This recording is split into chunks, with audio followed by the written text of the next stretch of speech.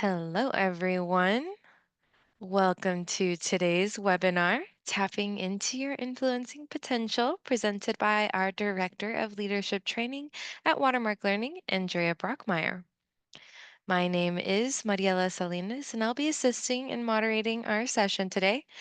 We are in Zoom for today's webinar, and we will be sharing a copy of this recording with all of you in an email after the webinar. We do encourage participation throughout the webinar, so please use the chat or the Q&A option for our short Q&A after the presentation. Educate 360 is so excited to present this webinar today, so without further ado, I'll hand it over to you, Andrea. Thank you so much, Mariela, and it's terrific to be here with everybody. And yes, please keep the chat going. I will try to keep up with it as best as I can.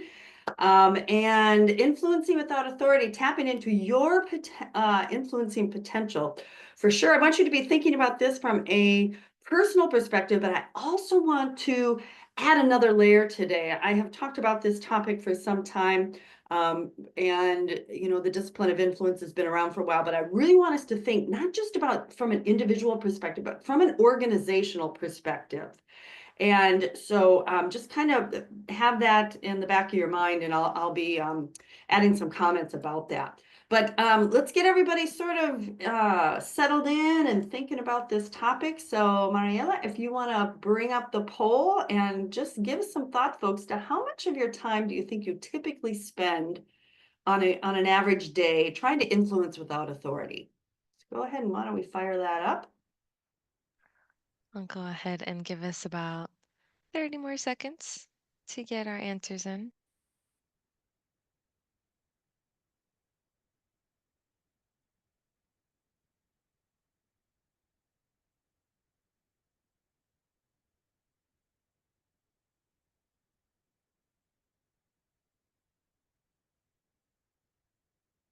Is the poll up? It is, yeah, it is Okay. up, and I was going to actually end it right now, and here are the results. Can you see it all I do good? not. Why don't you just share with me what we've got? What does it look like? So it looks like it's pretty even from Okay. 0 to 25, 25 to 20 to 50, and 51 to 75, and then it tapers off a little bit. It tapers off. Okay. So we've Yeah. got folks, even if it's, in that 26 to 50, 51 to 75, certainly higher than that, it's a fair amount of time, right? And so what do we mean anyway? Maybe your thoughts change a little bit if you have some working definitions to think about what it is. Just briefly here, influence. What is influence? It's the power of persons or things to have some compelling force or produce effects on thoughts, actions, and or feelings of others. Basically, it's getting people to think, feel, or do something that they're not currently thinking, feeling, or doing. Okay, so there's a subtlety to that. Role modeling, doing that is, sometimes you can influence without even trying, right? Uh, Persuasion, on the other hand, is using communication to deliberately, there's a distinction there, to deliberately change how somebody thinks, feels, and or acts. So it's using written or verbal communication. So that's really what we're talking about, getting somebody to think, feel, or do something that they're not currently thinking, feeling, or doing. Okay? So sports, where do we see this happening? Sports is always a great venue for thinking about things. I'm in Minneapolis, so we're having a good sports season right now. So it's kind of a fun thing to think about, which I can't always say. But think about coaches. We're talking about influencing without authority. What about not having as much influence, maybe with authority? Coaches, right? They're the ones with the proverbial whistle. They're the ones with the authority. How much do they influence? Well, I suppose that depends on what you compare them to, but compare them to the people that they have authority over. Who really has the influence? It's the players, right? They're the ones that we dress like, we talk like, we emulate, that show up on the late night TV shows. So I think it's always an interesting example of where this idea with influencing without authority, right? But what about our organizations? Okay, most of us aren't professional sports stars or coaches. What about in our organizations? Where do we need to influence? Well, we need to influence up. We need to influence people higher than we are. We need them to give them information so they make good decisions that affect us in a positive way. Certainly, we need to influence out. We need to influence our collaborate, the people that we collaborate with, our peers. What about the person at the top, though? Do they need to influence? Doesn't this work? They're at the top. Just do things because I said so. Not so much. That may have worked at one time, but absolutely not. Effective leaders know that they need to be able to influence as well, right? Because I said so, it's pretty old school. And you are going to be much more effective and have much more sustained results if you can get people to do things because they think it's a good idea, because you get buy-in from them, not because of your position. So what's happening in our environments that reinforces this? Well, if you think about organizations and flattening, this has been happening for some time, but this continues to happen, right? That certainly we have some hierarchy, and not that hierarchy is always a bad thing. I mean, you have to have some layers, but there's certainly fewer, and the continuing flattening of our organizations, which means you need to be able to navigate in ways other than just looking at the org chart. I'd suggest that people incorporating agile approaches to doing things impacts the degree to which we need to be able to influence. Even if you're not bringing in, a full-fledged agile transformation of some kind, when you are thinking about Scrum, for example, that's a great example. Project managers trying to find a place, for example, in an environment that's using Scrum. Where is the project manager? Technically, there isn't one. So they find a place and they can certainly make themselves of use, but the team isn't looking for them to tell them what to do. To whom are the team accountable? As an example, they're accountable to each other, right? And so you think about our environments that are tapping into this need for influence and this ability to influence, and how those are self-reinforcing things, right? We're not looking at the org chart. Look at people coming into the workforce these days. How important is authority to people who are entering the workforce these days? Look at where they live in social media, all of us, right? Um, how important is authority, say in the world of social media? Where is the authority in the world of social media? I mean, you can point to people who own it, but there really isn't any. And so you think about these aspects of our current world, people coming in the workforce these days, what are they looking for? They're looking for work-life balance. They're looking for agency. They're looking for control over what they do. They're looking to be able to make their own decisions. So that emphasis on authority is not, they're not looking for the org chart. I mean, the org chart tells a story, but that's not really what they're looking to lean into. So as organizations, in terms of attracting talent, keeping employees satisfied and engaged, really need to think about this idea of influence. And I'd suggest cultivating the ability to influence. And it's certainly never been easier, right? Anybody can influence. It wasn't that long ago when we were talking about, when we were talking about project management. Do any of you use social media in your project environments? Not so much, not very long ago. How many of you are using social media of some kind in your project environments? Not uncommon, right? They're convenient. They are collaborative. They're all those things that we're looking for. And it's again, where's the authority in those kinds of things? There isn't a lot often. So the idea of influence is something that we as individuals think about. It's something that we want to be able to do. It's never been easier. Our organizations are, in many ways fostering that. And yet it's hard. The idea that, I'm going to be influential. A lot of people show up in the morning kind of thinking that they really don't have the ability to influence, or they're in environments that maybe don't foster that, right? So what are some of the things that get in the way of influencing? And you may have some others, and feel free to pop those into chat. But if you think about your organization, and if you think about, I'd like to be able to influence, what are some things that get in the way of that?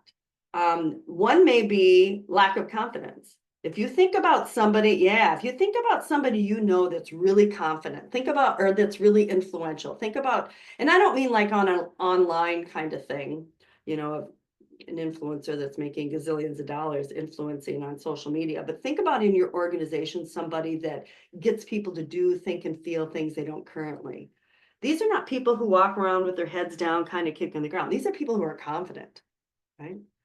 Yeah. And they're not afraid. They're not afraid to take some risk. Yeah. Ego, definitely. I love that observation. If you that is a great point. You need to be able to set ego aside. This is not about you. That's one of the first things that you learn in influencing. It's not about you. And if you aren't able to sort of put that off to the side, you're gonna have a problem. You're not going to be very effective. The other thing is that it takes too much time. Little news flash here. Being influential takes time. I had somebody come to our Influencing Without Authority class one time, and she said, well, I thought, she was pretty disappointed after a while. She said, I thought we were just coming here to learn some one-liners to use in meetings. Literally, that's what she said.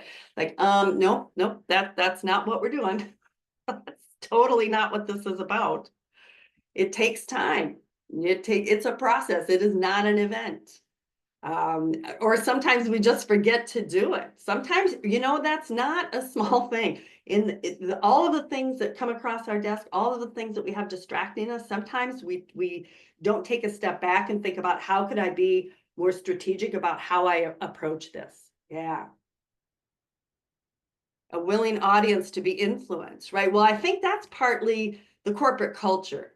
Do you have an organization where people are open to that? And that's one of the things that I really that it's evolving in my thinking about this is how do we create a corporate culture that is open to this, right? That if you have organizational cultures that are very closed, you're not open to this kind of stuff, and I think you're missing out on a lot.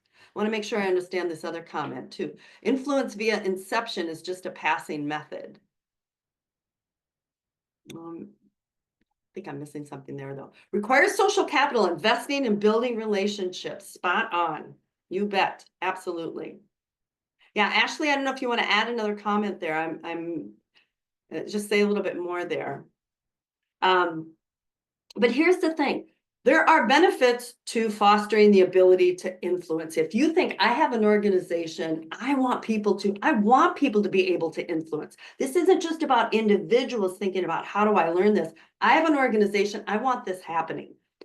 Unless I'm in the business of transportation and I'm trying to keep ships in their lane, that is a really important thing. But if you've ever heard the expression, stay in your lane, I don't want that. Do we want that in our organizations? I want an organization where people are connected, where they are being thoughtful about how they engage with each other, where they've got a willing audience to be open to influence. Absolutely. And what are the benefits to the organization? For one thing, employee engagement. If I'm in a stay in your lane kind of organization, where's the engagement? Right? That's not what I'm looking for. I want to be connected to people. That's how I get excited about purpose. That's how we share ideas. I want some agency and ownership. That doesn't happen if I'm relying on an org chart and being told to stay in my lane. I want ownership for the things that I do. I want to solve my own problems and go around and figure out how to do that. And I'm not talking about mayhem here. I'm not talking about just, abdicating any responsibility for leadership or just people a free for all. But I want people to feel like they've got access to and permission to go out and solve their own problems, make people think in a different way, and then provide them with information with help which helps them follow your lead in certain aspects. Exactly. Yeah, exactly. That can get buried in conversation, which is not like an act. It can be very subtle if I understand what you're saying. Yeah, yeah. Leadership and decision making, I think, is along the lines of what you're saying there. This is how you get people to step up, right? We all want people to be leaders. This is how you get agility in an organization, right? Not by having, scripted rules and those kinds of, where people have the flexibility to connect with people that they want to. The other thing is think about how much interest there is and how much is invested in developing the communication skills of people in the organization. Now, that could be new professionals, people who are brand new to the organization, fresh out of school, could be people that have been around a long time. Influence requires nothing else if not communication, because there is a subtlety to it, right? It is not saying, here's the list of things you have to do. It's understanding each other. It's that buried in the conversation, as Ashley's saying. And so people are going to exercise those communication skills, become much more adept at that, and become much more effective at that. And creativity and innovation. Everybody wants creativity and innovation. That's how you get it, by making people feel like there is an option and that you've got these swirls of influence happen. You've got an influencing rich environment. And then I had to add change management. I was just teaching change management yesterday, and project managers. How many of you are involved in change management? Maybe you're a project manager and you also do change management, or you're a business analyst and you also do change management. Maybe you're really lucky and in your organization you have change managers, but a lot of folks don't. But we're all going through change. And that people side of change, getting them to let go of the old ways and grab onto the new. Boy, if you've got a lot of influence going on, that's where that happens. Those change advocates that can tell the story and get people on board. I mean, that's really powerful stuff. And it becomes a lot easier if you've got an influence-rich environment. Yeah, I don't know if anybody, I just love all these comments. The social capital piece, that's where we go next, is how do you make this happen then? How do you create an influence-rich environment? How do I develop influencing skills personally? Well, it's got to start with trust, right? That and talk about social capital that, Covey talked about, have trust accounts with others and keeping a positive balance in your trust account. One thing that's interesting about trust, if you look up images of trust, if you're looking for images, nearly all of them show people physically touching, right? They're holding hands or they're physically touching. And so I thought that was so interesting. And you think about, how do I build trust then in a virtual environment where we're not touching, right? I can't shake your hand. I can't fist bump. I can't, whatever. Well, you can do it, but it takes longer. That is simply a fact. And so, but if you're trying to get somebody to think, feel, and do something they aren't currently, if they don't trust you, they're not going to be open to that. Again, that's not a one-liner that we use in meetings. That's something that develops over time. That is a process. So you can think about, what are some of the top trust builders for individuals and for organizations? I think about, that first one, being honest and authentic. As an organization, what might that mean? Well, one of the things I think about is, do you have values as an organization? Do you have a mission? Do you have goals as an organization? Absolutely. If you have values, do you put them on a poster and slap them on a wall and call it good? Or do you talk about them? And does leadership make an effort to talk about them regularly, not to just send out an email and say, here's our values, but to talk about them over and over again so that people start to internalize them? Do they fold them into all sorts of communications, rewards and recognition programs?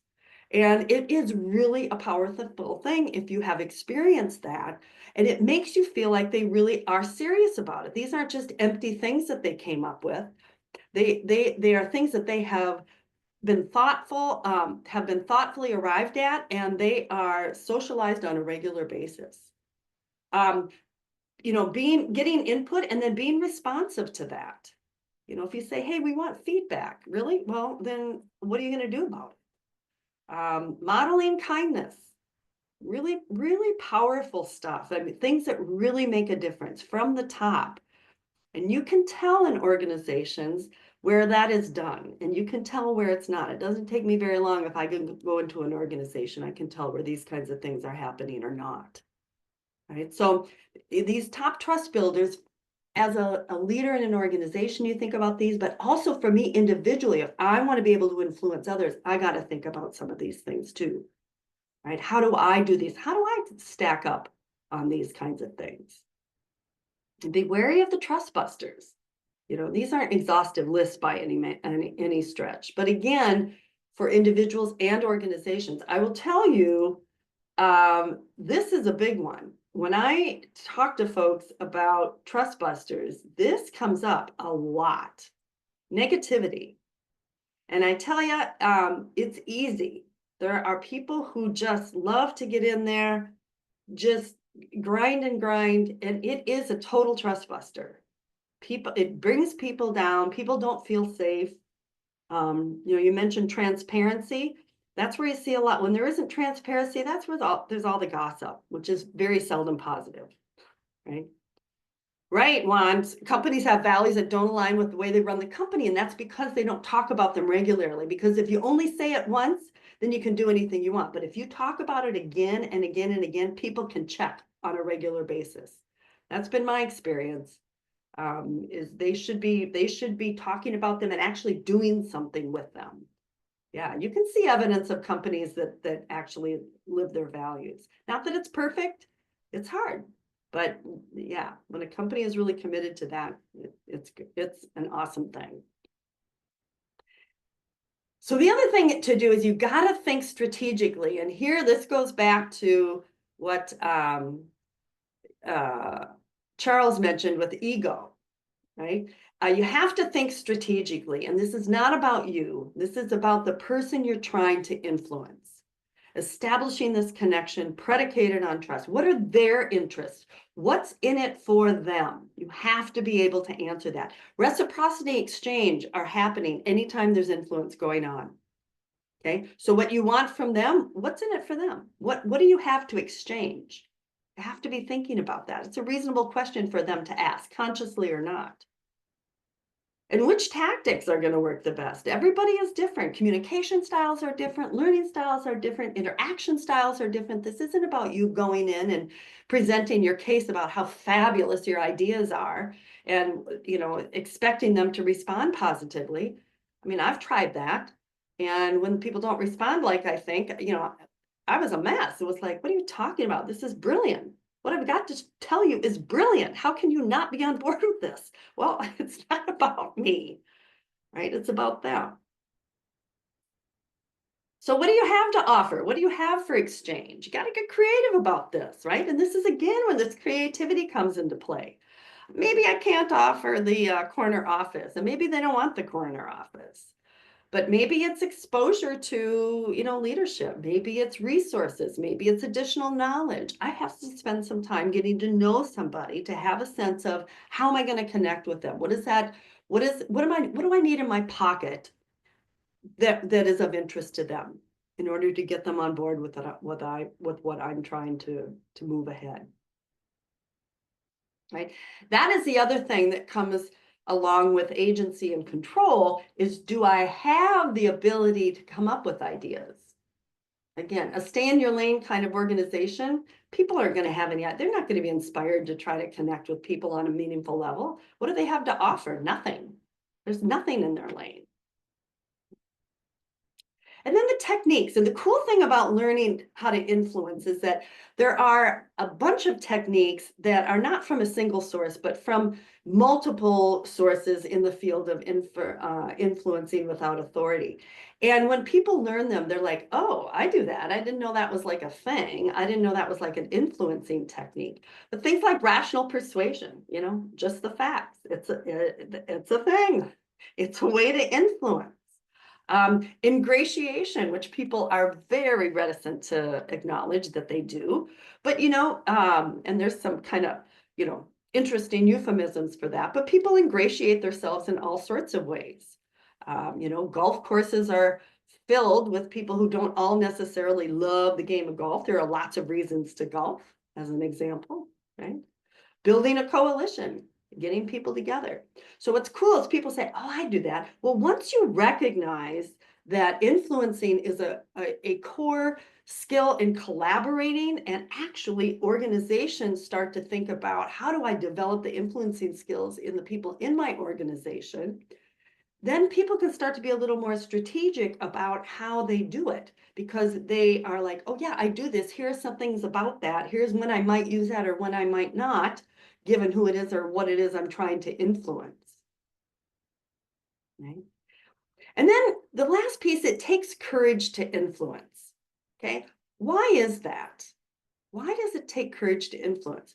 Well, for one thing, you're going to step outside of your zone, right? You're going to put yourself out there, maybe interact with people you don't normally, do things you might not normally do. You're going to take some risk. It's some risk, right? There's absolute fear, and it might not work.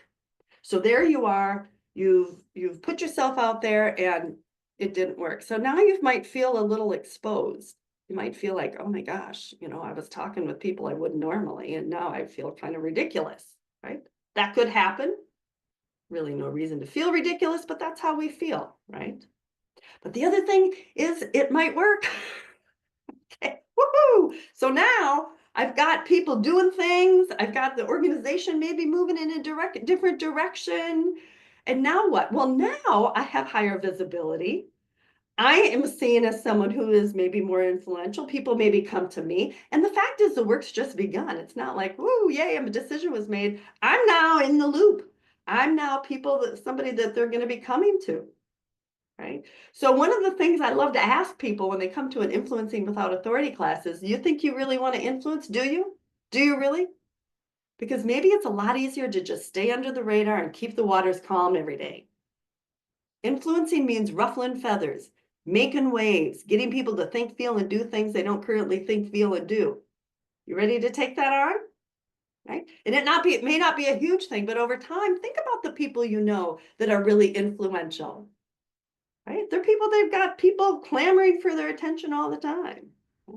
Depends on where you want to go in the company. Depends on maybe where you're at in your career. Depends on what you want. Think about it. Think about it. What I know is that if I have an organization, I want people to think of themselves as influencers, and I want them to be creative and innovative and agile in their thinking.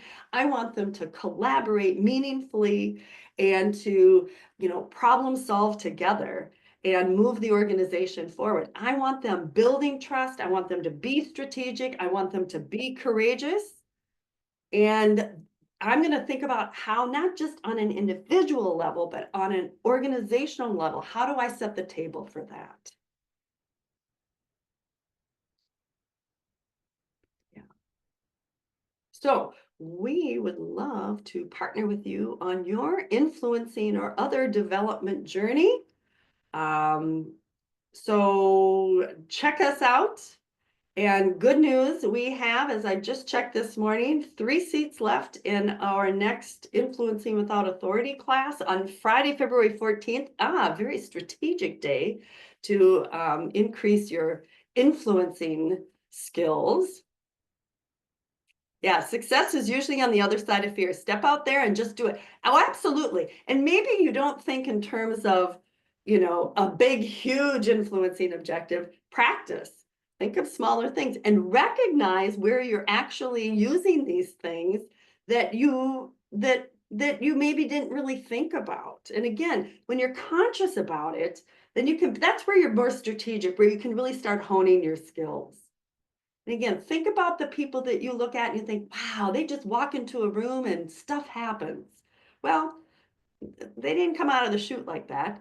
Maybe some people do, but most of us don't, right? So you have it in you. Join us. We'd love to see you. And have a happy, happy end of the year and holiday, everybody. Thank you so much for taking your time today to share with me, and look me up on LinkedIn. I'd love to be connected with you, and just everybody have a great rest of your year and holiday season. Absolutely. And just as a quick reminder before we get out of here, I just want to make sure that all of our audience knows that if they need any more info on this topic, they can always visit us at watermarklearning.com. And if they missed out on any part of this session, they will definitely be getting a email very soon with a recording link to view the whole session in case you missed out on any part of it. Awesome, everyone. Well, thanks again for joining us. And thank you so much, Andrea, for all this awesome info. No, you bet. Thank you. Awesome. Alrighty. Well, enjoy the rest of your week, everyone. And thanks so much again for joining us today. We hope we'll see you very soon in the classroom. Bye now.